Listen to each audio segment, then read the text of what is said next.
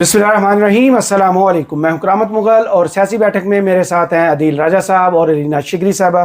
बहुत शुक्रिया आपके वक्त का। सबसे पहले बात करेंगे जीबी की असम्बली, जहां पर वजीर आला आए हैं, लेकिन स्पीकर, डिप्टी स्पीकर और अपोजिशन लीडर का भी नाम सामने आ चुका, इंतखाब हो चुका। लेकिन ये दुनिया की तारीख में पहली मरतबा हुआ है कि डिप्टी स्पीकर और अपोजिशन लीडर एक ही जमात से लिए गए।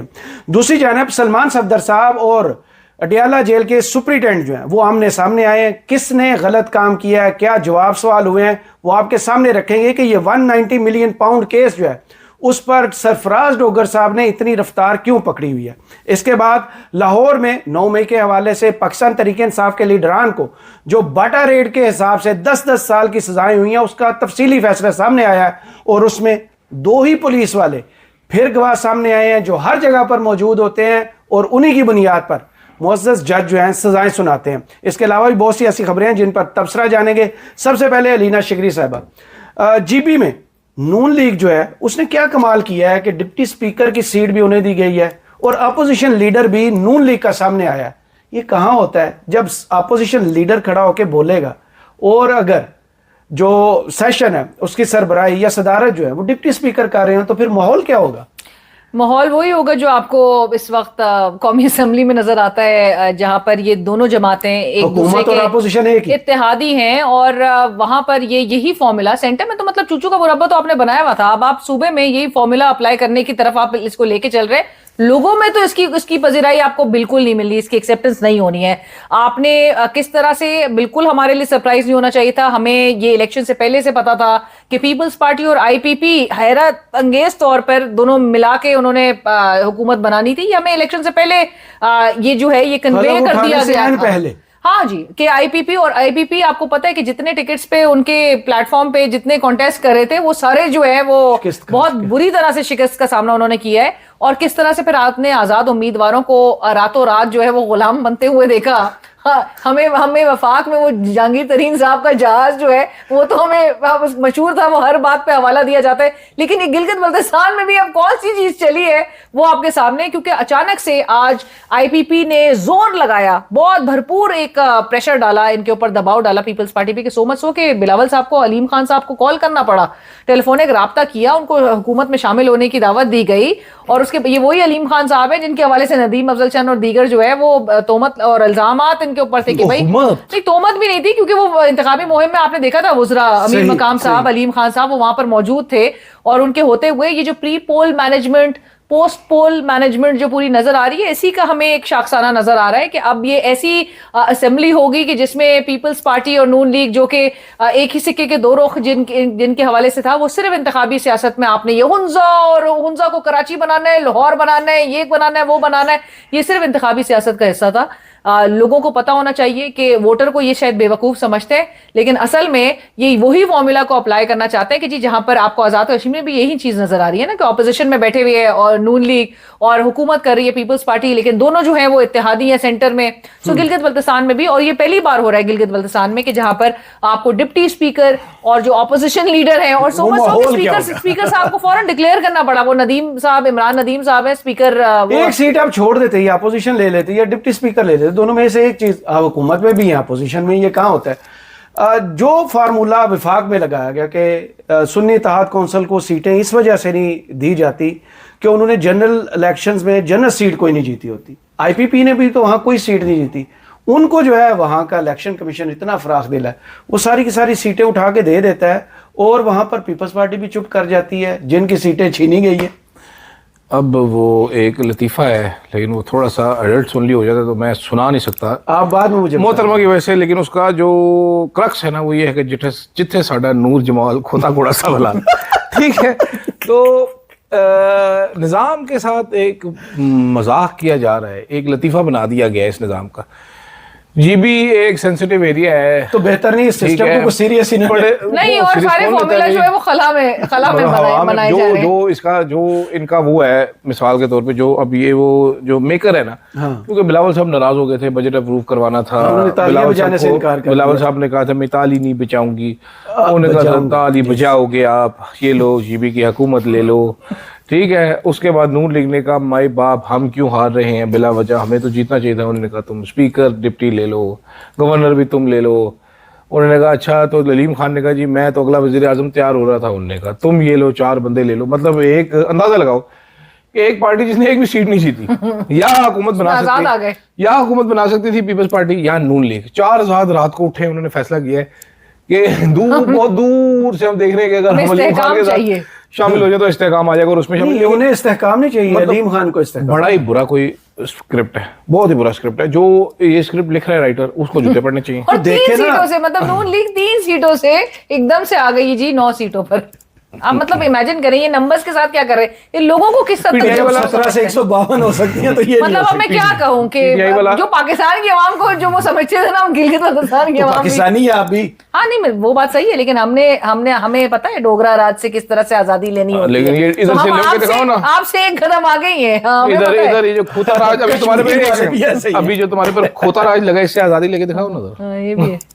अभी तो थे वो आपके साथ अमजद साहब, गुफ्तगू भी फरमा रहे थे। अमजद साहब ने कहा कि जी हमारा एम था कि स्पीकर हमारा हो, तो इसलिए हमने डिप्टी दे दिया। स्पीकर उनका है और अमजद साहब जो है वो बतौर ऑपोजिशन। यार आपको इतना करने की जरूरत क्या है? लेजिटिमेसी के लिए कि यहाँ पर कर लिया था मैंडेट चोरी, तो वहां पर ये लाओ कि वहां पर नाकामी हुई है। तो अभी भी आपको पता है इन्होंने गिलगित बल्तिस्तान में मुझे कह रहा है 3 कॉन्स्टिट्यूएंसीज में अभी भी बहुत शदीद कंट्रोवर्सी के जद में रही 3 कॉन्स्टिट्यूएंसीज, और एक अभी चिलास में अभी भी प्रोटेस्ट हो रहा है। हाँ, वो बोर हो रहा है। लोग भी तंग आ गए वाली सीट पे देखे ना, खालिद रशीद की वालिदा के साथ क्या किया गया। लोगों ने कहा ये कर क्या रहे हो, रिकाउंटिंग नहीं होने दी है वहां। हाँ जी, जो चैलेंज हुए हैं और अभी भी सुप्रीम अपीलेट कोर्ट का 2 जुलाई। अब आते हैं 190 मिलियन पाउंड केस। इसके लिए हुकूमत ने ऑलरेडी स्क्रिप्ट उसके लिए भी तैयार किया हुआ है कि सरफराज डोगर साहब इतनी जल्दी में है कि जल्द अज जल्द वो इस अपील को निपटाएं ताकि फैसला जो आगे आनी अदालत में जाए। वहाँ हाजी साहब पहले ही तैयार बैठे हुए कि हाजी मीनुद्दीन साहब के पास ये केस आएगा और वो उसका फाइनल वर्डिक्ट दे देंगे ताकि इमरान खान के पास इस केस में कोई ऑप्शन ही ना। तो अब ये जो सुप्रिंटेंडेंट जेल साहब अब उठकर सामने आ रहे हैं, जो माजी में इस्लामाबाद हाई कोर्ट से सजाएं हुई, बुलाया गया, जो कुछ भी हुआ, अब अचानक से सामने आने का मकसद ये है कि सलमान सफदर साहब को डिस्क्रेडिट किया जाए या फिर भाई मामला वही है कि जल्द अज जल्द इस मामले को निपटाना है। हुआ ये है, मैं आपको डेटों के साथ बताता हूँ कि 4 हफ्तों से सलमान सफदर साहब कहते हैं कि 4 हफ्तों से मेरा स्टाफ 6 बार अडियाला जेल जा चुका है। जेल काम ने मेरे स्टाफ को, वो कहते हैं, बाहर खड़े रखते थे, पूरा दिन वकालतनामा नहीं देते थे। सरफराज एडवोकेट उन्होंने नाम भी दिए, सरफराज एडवोकेट, अहमद और खालिद यूसुफ चौधरी ने 5 से ज़्यादा चक्कर लगाए अडियाला जेल के। खालिद यूसुफ चौधरी तो तकरीबन छोटे से मिथुन चक्रवर्ती बन गए थे। वो अडियाला जेल के बाद डिफरेंट 5-6 पोजों में तस्वीरें खींचते थे, फिर वो सोशल मीडिया के मुख्तलिफ लोगों को भेजते थे, फिर वो कहते सारी तस्वीरें लगाना, रिकॉर्ड पर है ना, ठीक है। ठीक है, कहते हैं जी 15 जून को सुबह इस्लामाबाद हाई कोर्ट में हम तौहीन अदालत की दरखास्त दायर करने पर मजबूर हो गए। ठीक है, दायर होने के बाद मेरे से रब्ता किया गया और मुझे कहा सिर्फ इमरान खान का वकालतनामा ले ले। कहा गया कि बुशरा बीबी का नहीं, इमरान खान का दस्तखत शुदा वकालतनामा ले जाए, बुशरा बीबी का बाद में ले जाना। तो मैंने कहा ये मेरे लिए कबूल नहीं। अब अडियाला जेल ने क्या कहा? अडियाला जेल ने कहा है जी कि अदालती हुक्म के मुताबिक 16 जून को वकालतनामे दस्तखत होने के बाद तैयार थे। 16 जून को बताया गया, व्हाट्सएप मैसेज किया गया, उन्होंने जवाब ही नहीं दिया और ये वकालतनामे हासिल नहीं किया। अब इशू क्या हो रहा है इसमें? इशू ये नहीं है कि सुप्रीटेंडेंट जेल को गैरत आ गई है या सुप्रीटेंडेंट जेल को अपना हलफ याद आ गया, अपनी तनख्वाह हलाल करना चाहता है। इशू ये है कि इससे पहले ये डोगर साहब केस ही नहीं लगा रहे थे जी। ये बेचारे अपीलें फाइल कर रहे थे, वो केस नहीं लगाना चाह रहे थे डोगर साहब, क्योंकि वजह की केस इतना जाली था कि उड़ जाना था, 2-3 समातों में उड़ जाना था। और वो डोगर साहब अगर ना भी उड़ाते तो वो अपील चली जानी थी सुप्रीम। ये कहाँ होता है कि बरीयत और जमानत का केस अगर आपके पास आया तो आप कहें नहीं पहले मैंने अपील सुनी। भाई ये उस बंदे का हक है ना जिसके साथ नाइंसाफी हुई है, आपने उसको इंसाफ पहले देना। तो आपने 2-3 हफ्ते आप नाइंसाफी के ऊपर एक और नाइंसाफी करना तो आप डोगर साहब अगर ना भी रिजेक्ट करते तो सुप्रीम कोर्ट चला जाता। तो लिहाजा कानून साजी की गई कि नैब की आईनी अदालत नहीं कानून साजी की गई कि नैब की जो अपीलें होंगी वो आईनी अदालत। जी। वो रास्ता बंद करने के बाद डोगर साहब को दिन का सुकून, रात का चैन इनका चला गया। डोगर साहब ने फरमाया कि चौधरी साहब लाओ, लेकिन अपील सुनूंगा। उन्होंने कहा जी मैं अपील सुनूंगा अलीना शिकरी साहिबा, मैं ये जमानत का केस नहीं सुनूंगा, क्योंकि अगर जमानत का केस सुनना पड़ता तो प्रेसिडेंट था कि बुशरा बीबी को तो जमानत देनी पड़ जाती। उन्होंने कहा मरकजी अपील सुन लेते हैं, 6 महीने वो केस चलाएंगे, 6 महीने बाद फैसला कर लेंगे। होना क्या चाहिए ऐसे टाइम पे, तहरीक इंसाफ की 2000% कोशिश होनी चाहिए। जो अलीमा खान भी इधर भागते फिरते हैं, केस सुनो केस सुनो केस सुनो, अब इनको गायब हो जाना चाहिए, ये केस नहीं चलने देना। और सलमान सफदर साहब को इनकार कर देना चाहिए कि मैं इमरान खान से डिस्कशन के बगैर ये केस नहीं चलाऊंगा, और मिलकर इमरान खान को मशवरा दे देना चाहिए कि सर मुझे आप फारिग कर दें, सैक कर दें, और नया वकील सुप्रीम कोर्ट में डालें, नया वकील लेके आए, लेकिन ये केस नहीं चलना चाहिए। This is what should be ये डन। कौन सा तरीका है कि जिस बंदे के लिए इंसाफ वकील ने ढूंढना है आप उससे मिलना ही ना दें, उससे मुशावरत ही ना करने दें, और दस्तखत वाले मामले पर भी आके आप अब ऐसी वजाहत दें जिससे साफ पता चल जाए कि नीयत की खराबी कहाँ पे है।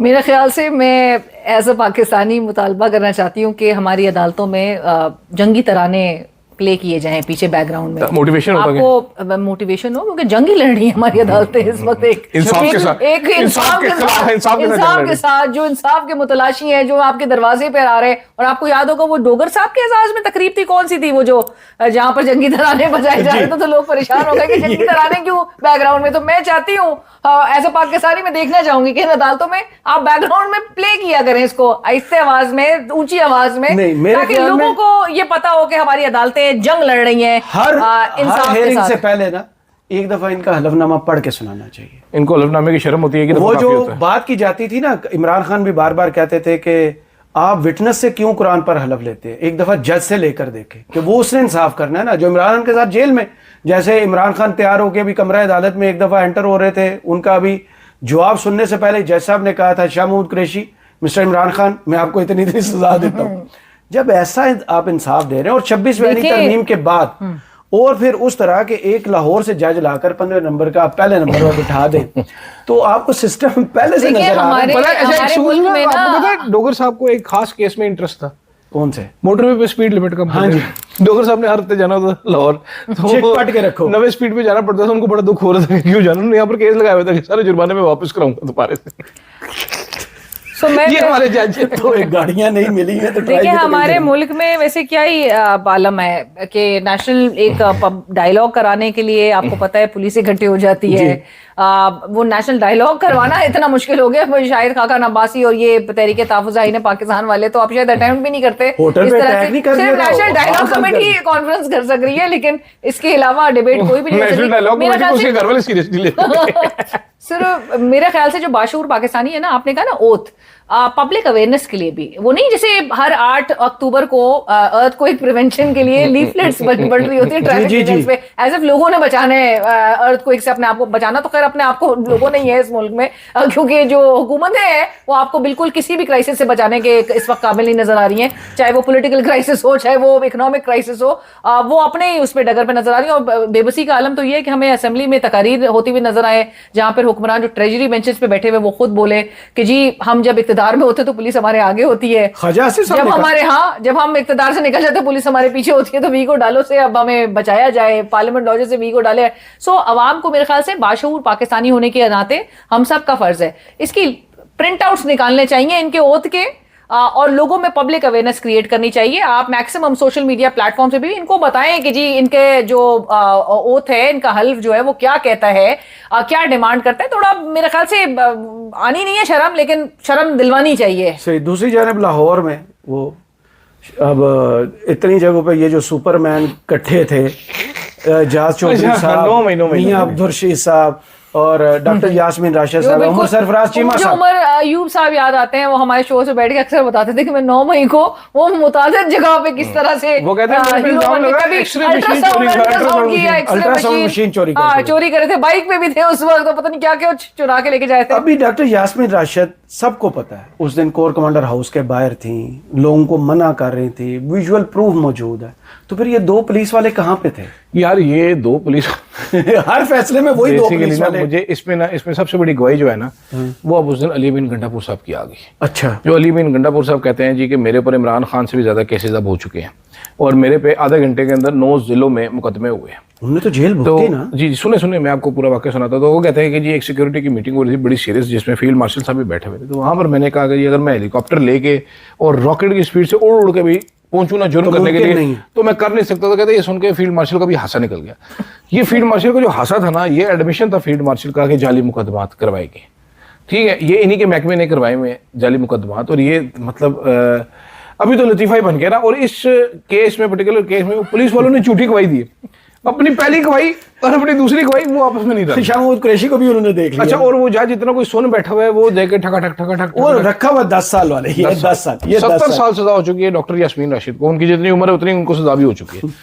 मतलब मिसाल के तौर पे कि उनको पॉसिबल ही नहीं है कि उनको 70 साल जेल में रख सके। वैसे मैं सोचती हूँ कि कमाल एक वो डिटर्मिनेशन कह लीजिए, लॉयल्टी कह लीजिए, क्या कोई सबक सिखाया है उस तमाम क़यादत के उन तमाम लोगों को कि जो पहले ही थे, मतलब first ones to get off the boat, फौरन छोड़ के प्रेस कॉन्फ्रेंस अंडर कोअर्जन या अंडर प्रेशर कह लीजिए, फौरन प्रेस कॉन्फ्रेंस में लाताल्लुकी का इजहार कर दिया। मतलब ये 4-5 लोग हैं। लेट्स नॉट फॉरगेट उमर सीमा साहब, उनको मेंशन कोई नहीं करता, लेकिन क्या कमाल के मतलब एक लॉयल्टी दिखाई है इमरान खान के साथ, इस कॉज के साथ, और डटे हुए हैं। मतलब जितना वो मुसलसल अब हर गुजरते दिन के साथ वो एक बार ऐसा हाई सेट हो गया कि ये बहुत एम्बैरेसिंग है भाई। आप इनकम्बेंट्स, ये जो सारे हुकूमत में इस वक्त हैं, आप ये देखें कि हुकूमत, एस्टेब्लिशमेंट, पुलिस, सब इदारों ने टिल लगा लिए, इनको हिला नहीं सके जगह से। पहली इंटरेस्टिंग चीज। दूसरी इंटरेस्टिंग चीज,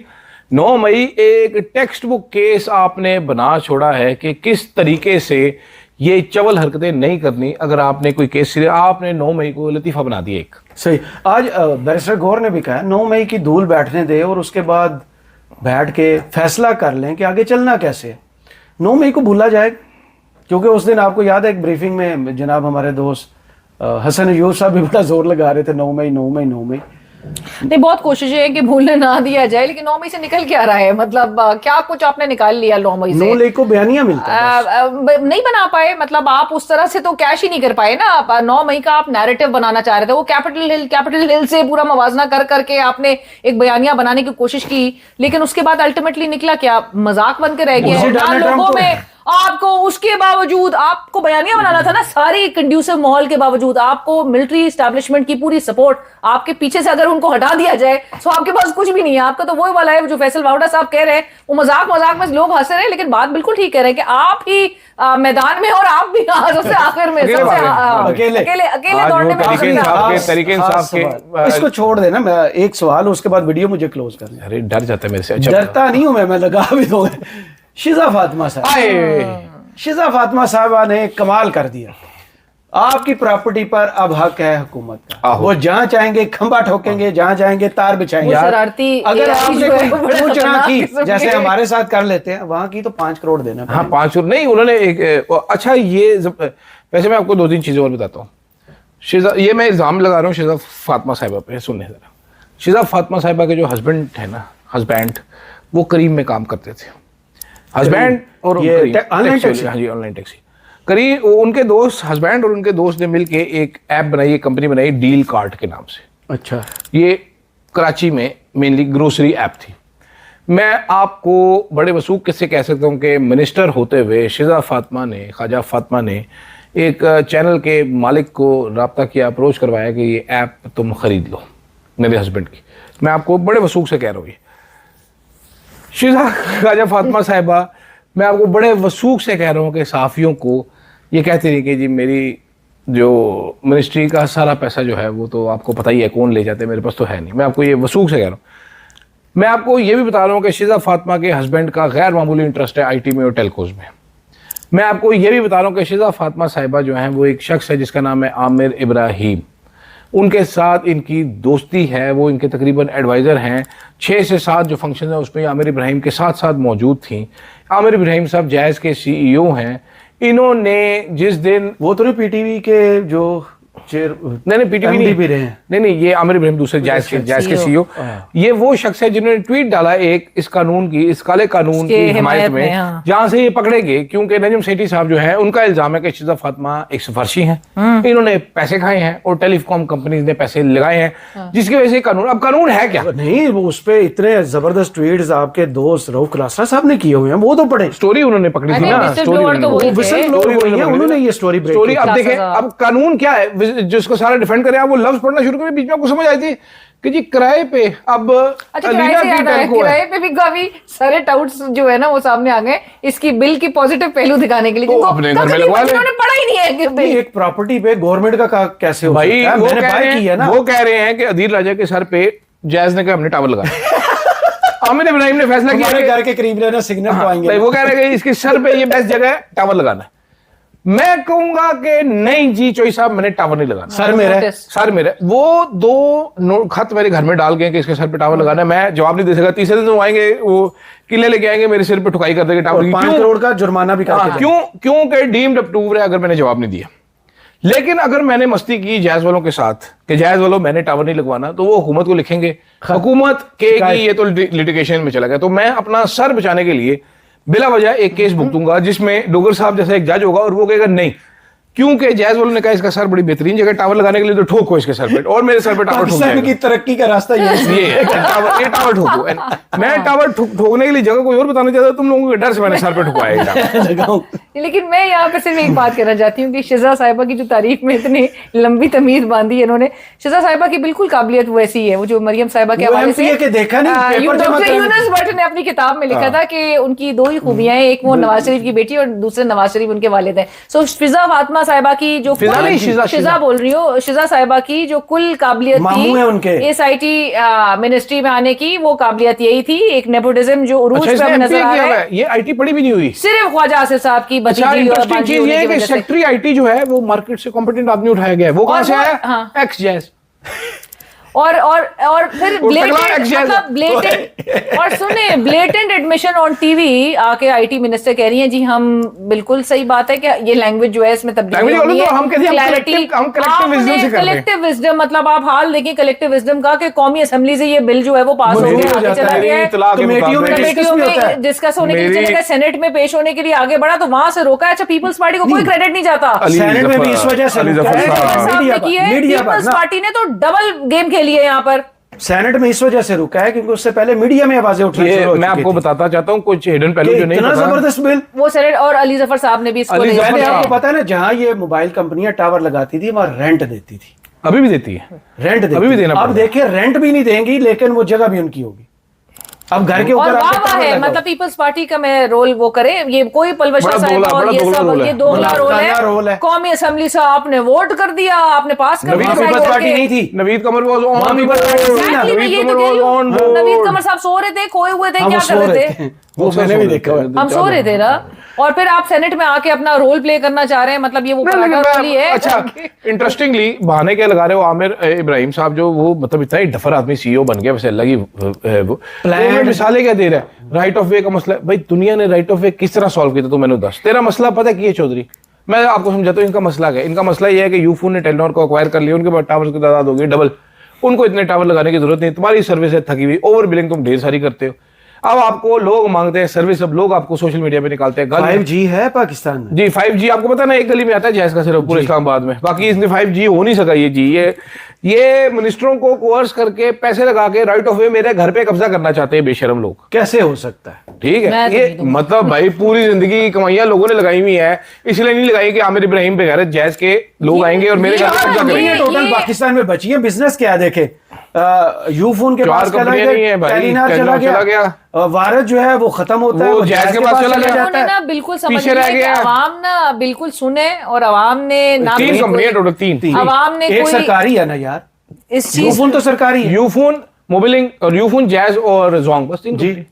नहीं, लेकिन मैं ये कहना चाहती हूँ कि ये शायद समझ रहे हैं कि ये कानून साजी करते चले जाएंगे, अवाम ने कोई रिएक्शन नहीं करना है, क्योंकि हमने खौफ से अवाम को बिल्कुल साइडलाइन कर दिया है, मार्जिनलाइज कर दिया है, और अवाम जो है वो किसी बोलने के काबिल नहीं रहेगी, ना कोई एहतजाज करने के काबिल नहीं रहे। हमारा खौफ जो है वो सर चढ़कर बोल रहा है, गिरफ्तारियां होंगी अगर आप बोलेंगे। सो अब आपके घरों में अगर ये घुस के आखिरी हाल यही रहा ना कि आपके घर पर भी हुकूमत जब चाहे और लोग करवाएंगे ये चीज। अभी आपने पेट्रोल जो है वो कितनी कीमत से लेकर अभी 300 पे आया, अभी फिर बढ़ा देंगे, तो ये सिर्फ ये इनके गिमिक्स होते हैं। बस हमारी कौम का अब हाल ये हो चुका है कि वो जो मिसाल है ना 100 प्याज और 100 जूते वाली, वही है कि बस जूते मारने वाले बढ़ा दे, बाकी हमें कोई इशू नहीं है। मुझे अदील राजा और अलीना शिगरी साहब को इजाज़त दीजिए, अपनी दुआ में याद रखिएगा और कमेंट्स बॉक्स में ज़रूर बताइएगा ये वीडियो आपको कैसी लगी।